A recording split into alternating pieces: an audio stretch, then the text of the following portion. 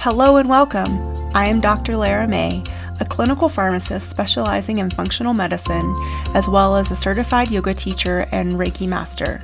I run a truly integrative health coaching practice encompassing functional medicine lab testing, yoga and meditation, and a sprinkling of Reiki energy medicine. Join me here on Light Body Radio to break through your health plateau and come into alignment with your natural vitality.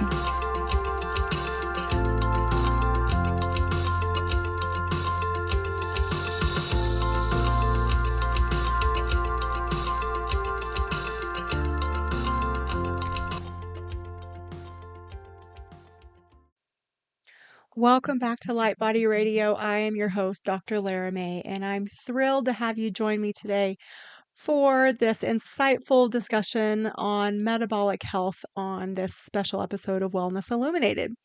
So this is a topic that affects so many people across the Western world, especially in the United States, yet it is very often misunderstood and overlooked in conventional medicine.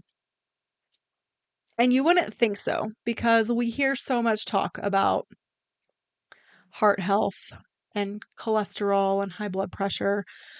But really, in allopathic medicine, we look at those things sort of in the perspective of individual issues that are not connected. But as we know, in functional medicine, everything is connected in our body in some way, shape, or form. And so, especially when it comes to cardiometabolic health, it cannot not be connected. So, today I want to talk about how to help you optimize your heart health along with the metabolic function. And so, cardiometabolic health really refers to the interplay between cardiovascular health and metabolic function. And this includes blood sugar regulation, insulin sensitivity, lipid balance, your blood pressure balance, really your electrolyte balance. And if any of these are out of balance, then you will see yourself develop such things as hypertension, type 2 diabetes, obesity, and ultimately metabolic syndrome. So metabolic syndrome is the umbrella term that we've given this cascade of things that happens in the body and to us when we start to really have, because that's usually what happens. You'll start with one thing. So it could either be like high blood pressure is a lot, and it is a very common one, or high cholesterol, or even, high blood sugar. You'll start with one of those, but as time progresses and that first thing doesn't get better, it actually usually progresses, even sometimes slowly, but it progresses and gets worse. And as it gets worse, you'll see these other things develop and add on. And so when someone comes to us in the Western medicine realm, the allopathic realm, with this menagerie, this cascade of conditions, again, type 2 diabetes, hypertension, obesity, plus or minus cardiovascular dysfunction, hypercholesterol, then they are considered to have metabolic syndrome. So in the functional medicine world, we know that cardiometabolic dysfunction is driven by chronic inflammation, oxidative stress, hormone imbalances, gut health disturbances, and also insulin resistance.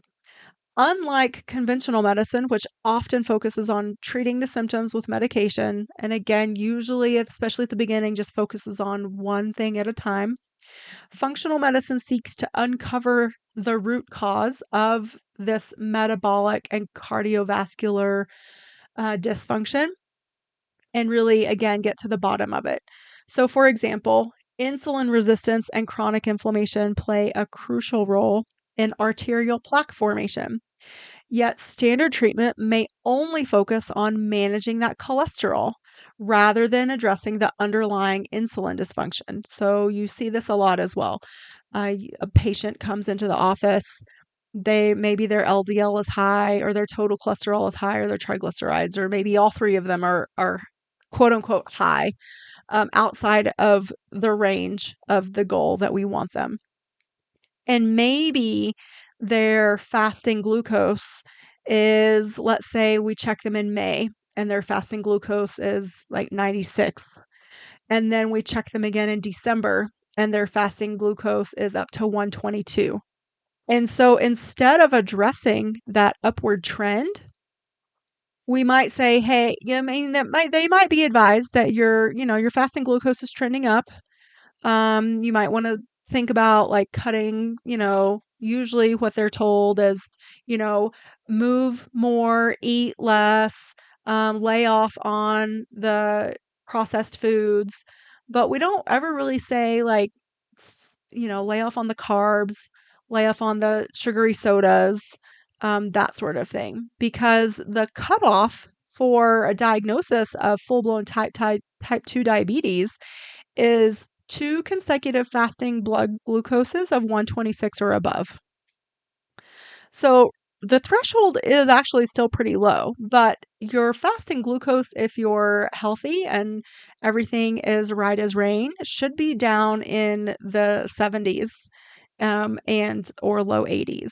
So really, if you think about it, if you have a fasting blood glucose up in the 90s, then that should be at least a little signal to say, oh, hey, I need to really examine what I'm eating and get that dialed, before I, before it gets out of control, before it like progresses to a point where that inflammation is harder to control.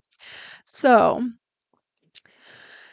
anyway, that was sort of a tangent, but again, functional medicine seeks to uncover the root causes of metabolic and cardiovascular disorders. And so we are going to look at what also besides food could be driving that insulin dysfunction. So we want to look at your mitochondrial efficiency, your toxin exposure, and your nutrient status. So this is why in functional medicine, we employ comprehensive testing to provide a deeper understanding of the individual health status. So here are some of the key tests that we use and how and why they're different from the conventional testing. So I'm starting with the advanced lipid panel. And so unlike your standard cholesterol tests, which measure total cholesterol, LDL, and HDL, the panel that we run in functional medicine is going to look at your LDL particle size and count. So the smaller, more dense LDL particles are more likely to contribute to plaque formation. Even if your overall your levels appear normal, if your particle size is small and dense, then that contribute to plaque formation, which can eventually lead to a heart attack or stroke. And the next piece of this puzzle is the lipoprotein A. So this is a genetically influenced marker that significantly increases cardiovascular risk when it is out of the optimal range. The next one is apolipoprotein B, which is a more accurate marker of atherogenic particles in the blood than LDL alone. So this one is really good to look at. And then the HDL functionality. So not just the HDL quantity, which is good to look at and gives you a good idea, but its effectiveness at removing excess cholesterol from the bloodstream. So that functionality is what we really want to know. So I think that's really important to keep in mind that I just gave you 4 more tests to give you a much more in-depth picture outside of the panel that just tests really the 4 things, the total, the LDL, the HDL, and the triglycerides. So now we're going to move on to the HbA1c and the fasting insulin. So not fasting glucose, but fasting insulin. So conventional medicine typically relies on fasting glucose and or the HbA1c to diagnose diabetes. But fasting insulin can help detect insulin resistance much earlier, which allows more of a proactive, preventative approach. And again, just as a reminder, the HbA1c is going to give you, it's a percentage in the result that you get, but it correlates to your average blood glucose over 3 months. So that's an important number to know, because sometimes that fasting number, you might show up to the office with your fasting number being less than 126, but if your HbA1c is above a certain level, then that just buys you a diagnosis of type 2 diabetes. So it's important to know what your HbA1c is and to keep an eye on it. So the next thing that we're going to look at are more inflammatory markers, the inflammation markers, like the high sensitivity CRP or the HSCRP, and your homocysteine levels, because these go beyond just, again, basic cholesterol testing, but these show us your systemic inflammation, which again is a key driver of cardiovascular disease.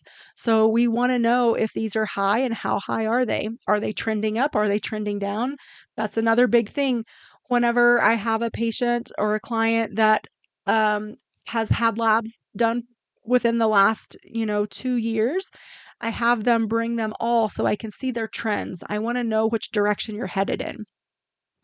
Another piece of this testing puzzle is the hormone panel. So we want to look at your thyroid function. And again, not just your TSH, but we want to know the free T3, free T4, reverse T3, reverse T4, and TSH. We also want to look at your autoimmune antibodies just to see if your thyroid function is not optimized. Is it because of an autoimmune dysfunction? Because if you're hypothyroid, this can slow your metabolic function, which leads to weight gain, leads to insulin resistance, and can also lead to high cholesterol. So it's important to know if there's something else in play here that is leading to the cardiometabolic dysfunction. We also sometimes will look at cortisol and adrenal function. Chronic stress and dysregulated cortisol levels really do contribute to inflammation, hypertension, and insulin resistance. So if you're walking around with a super elevated cortisol all the time, then you are definitely contributing to insulin resistance, inflammation, and possibly hypertension. The next piece is sex hormones, especially as we age into the later 40s and early 50s. Imbalances in estrogen, progesterone, and testosterone can impact fat metabolism, insulin sensitivity, and cardiovascular health. This goes for both men and women. It's important to know where you are at baseline, where you are as you age, and then if symptoms pop up, how are these numbers changing relative to those symptoms? And then the next piece, which is, to me, again, like another basic core thing to look at, is the comprehensive metabolic panel and nutrient testing. So this is going to give us an idea of mitochondrial function, oxidative stress markers, micronutrient deficiencies, and your electrolyte balance. And then if your practitioner is educated and feels comfortable, then we can also look at some genetic testing. Functional medicine utilizes genetic testing to identify predispositions to metabolic dysfunction. One of probably the most well-known in this area is the MTHFR gene variations and leading to methylation issues. And this is also contribute to lipid metabolism challenges. So if we know that you have an MTHFR mutation or variation, then we can personalize not only your supplements, but a lot of lifestyle modifications based on this, knowing that you're unfortunately in the cellular function, it's just going to work a little bit differently than someone that doesn't have it. So once we identify the root causes of your cardiometabolic dysfunction, then we can implement the personalized and holistic treatment strategies. So the first thing should always be food. Food is medicine. And so we want to focus on that dietary optimization. How much healthy fat are you getting in your diet? Healthy fat is actually anti-inflammatory. You need healthy fat in your diet even when you have high cholesterol. Healthy fat in your diet is actually going to help bring your inflamed cholesterol numbers down. So, if you have a practitioner out there telling you to go low to zero fat in your diet, run the other way because that will not help bring your numbers down. Just saying that right now. Incorporating anti inflammatory fats such as avocados, extra virgin olive oil, healthy nuts, seeds, and good fatty fish from healthy, clean sources helps reduce systemic inflammation and improve lipid balance. You definitely want to avoid trans fats, excessive omega 6s and 9s found in processed vegetable oils, canola oil, any of these industrial seed oils. Stay away from all of that crap, but really go generous on the avocados, on the extra virgin olive oil, on the ghee, on the coconut oil. Be generous. That's really going to help you. The next piece is protein intake. Sufficient protein intake from high quality sources like grass fed meats, pasture raised eggs, wild caught fish, and there are some plant-based options like lentils and quinoa really help support muscle maintenance and metabolic health. So many of us today are not getting enough protein, especially as we get older, to even support the muscle mass we have, let alone build any more. And the older we get, the more muscle mass we have because that protects our bones. It's super important to prevent us from having brittle, broken bones later on in life. You need muscle mass. You need to keep adding muscle mass on. So, how much protein are you getting? You should be looking at 1.2 to 2 grams of protein per kilo of body weight. And so this might sound a little high, but I promise you it will in the long run help you because if you're not getting enough protein, even if you are working out, you're not providing your body with the building blocks it needs to build the muscle. So again, higher protein, higher muscle mass, higher basal metabolic rate, better overall health. Next, fat intake. So for I like to go for the low carb, intermittent fasting friendly style approach to eating. I feel like this serves most of my clients best. There are some exceptions, but overall, the research and the study has shown that our body doesn't need a lot of sugar. We're overloaded with sugar in this country and in the Western world. So, low carb and then intermittent fasting. And if I've talked about this before, but women do not need to intermittent fast every day, especially if you're still cycling. So be cognizant of where you are in your cycle and which days you choose to intermittent fast. But anyway, the fat intake should be about 50 to 70% of your total daily caloric intake. So remember what I said about which fats to eat and how they're going to help you actually bring down those inflammatory cholesterol and cardiac markers. And so this really flies in the face of the ADA, which is the American Diabetic Association, and all of the allopathic Western medicine dietary recommendations. So just know that. I know that. I'm telling you that. If you go to your doctor, this is not what they're going to tell you to do. If they're a typical Western medicine practicing person.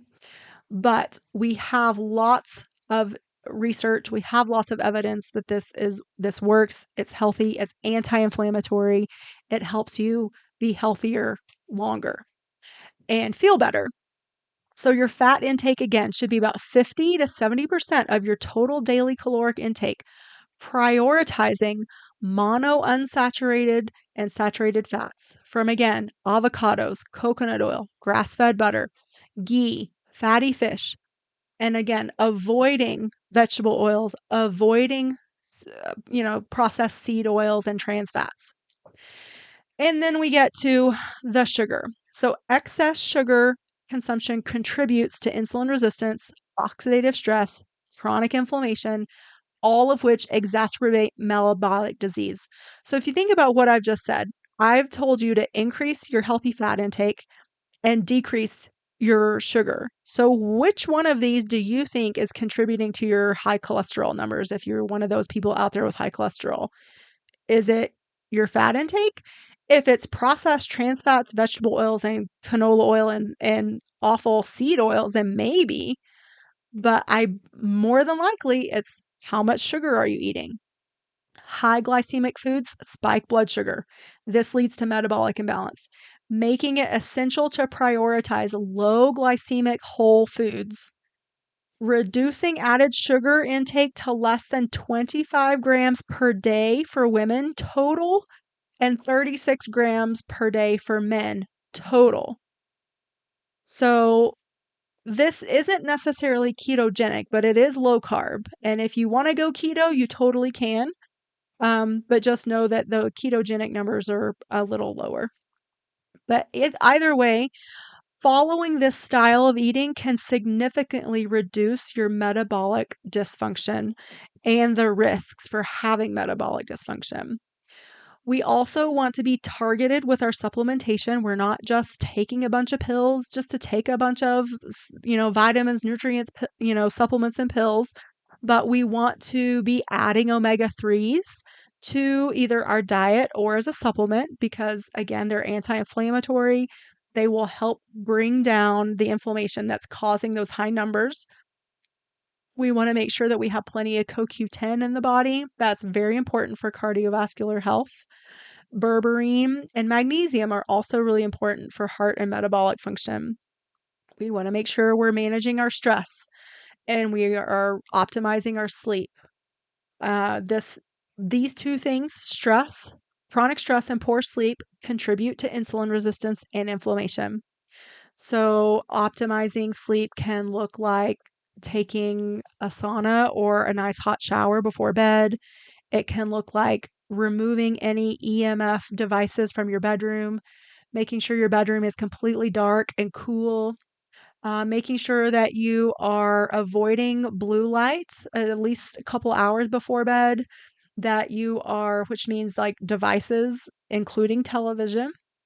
You might want, if you really like your TV before bed, then you can look at some blue blocking glasses, but try to stay off the phone or the tablet. So maybe read a book instead of reading a book on your tablet. And, making sure that you are allowing enough time to sleep. So whether that means 6 hours for you, 8 hours, whatever your body prefers, making sure you're allowing enough time for that and you're at a steady wake sleep cycle. So, and I'm a shift worker myself, so I know how hard it can be for some of us out there working in the medical field, or maybe you're not working in the medical field, but you're still a shift worker. Making sure that you are waking up and going to bed at the same time every day is the best way to do that. Ideally, you want to be waking up with the sun and going to bed after, as the sun sets, but that's just not possible for some of us. So, anyway, sleep hygiene, managing your sleep, managing your stress, super important. Exercise and movement. So, making sure that even as we age, that we're still strength training, that we are having enough cardiovascular exercise. But, the research is showing now that doing, hours and hours of cardio is not necessarily necessary to true health optimization. More than anything else, especially for metabolic health, is strength training. Again, your muscle mass, maintaining and increasing it if you can as you get older. So strength training, even for women, is super important here. And again, making sure you're getting enough protein when you're doing that. And then detoxification support. And this is, I'm in this context, I'm talking about just daily detoxing. So, supporting your liver and your gut health through proper hydration, getting enough fiber, making sure you're having at least one movement every day. Any sweating, making sure you sweat every day if possible, whether that's through exercise, sauna, a steam room, a hot tub, whatever it is. And then also too, like getting a decent amount of cold exposure. We know that cold exposure is really good for cardiometabolic health too. So, um, I think that's a good summation. That's a lot of information I just gave you. So I just want to close by saying like cardiometabolic health is foundational to our overall well-being. And functional medicine provides the tools needed to address it proactively, identifying imbalances early, implementing personalized lifestyle changes. You truly can transform your health from the inside out. And that doesn't mean that you are destined for a medicine cabinet full of pharmaceuticals. So, if you have any questions or you think that this episode could resonate with a friend or family member, please share it. And if there's anything I said that maybe like struck a nerve and you want to challenge me, I'm more than happy to discuss it. I would love to answer any questions or concerns that came up. Or if you're looking for where to find this evidence, I'm happy to provide that as well. So, I just want as many of us to be happy and healthy and feeling good every day as we get older as possible. So, with that, I will leave you to the rest of your day. I hope you have an amazing one, and I will catch you on the next episode.